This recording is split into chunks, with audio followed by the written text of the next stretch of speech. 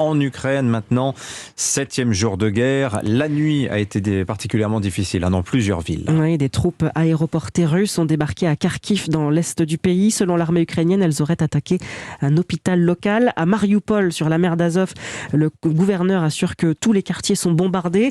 Dans le nord-ouest, à Jytomyr, hier soir, une frappe aérienne a touché 10 immeubles d'habitation. Bilan, 2 morts. Jytomyr, c'est une ville garnison, 7000 soldats, des bombardements quotidiens et une résistance qui s'organise avec des volontaires qui font tout pour retarder la marche ennemie et l'empêcher d'atteindre Kiev. Le reportage de notre envoyé spécial Nicolas Tonev.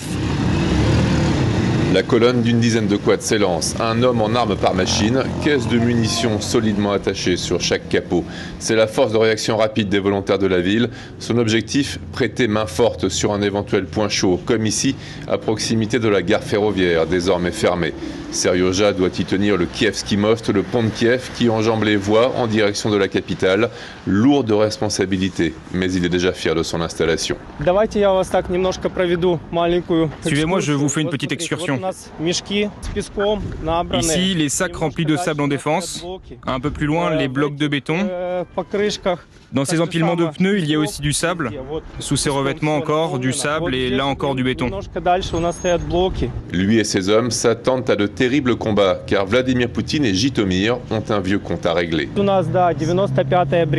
À Jytomyr, il y a la 95e brigade que Poutine a promis de détruire, de réduire à néant. En 2014, ces gars de la 95e ont tenu l'aéroport de Donetsk jusqu'au bout. Ils ont fait l'impossible. Ils sont de Jytomyr et nous, on est avec eux. Hier soir, la Russie a soldé ce compte par la voie aérienne, une frappe précise sur la garnison, audible et visible, de toute la ville. Mais pour ce qui est des combats terrestres, au chaud dans sa voiture, Yuri le confirme, il n'y aura pas de quartier.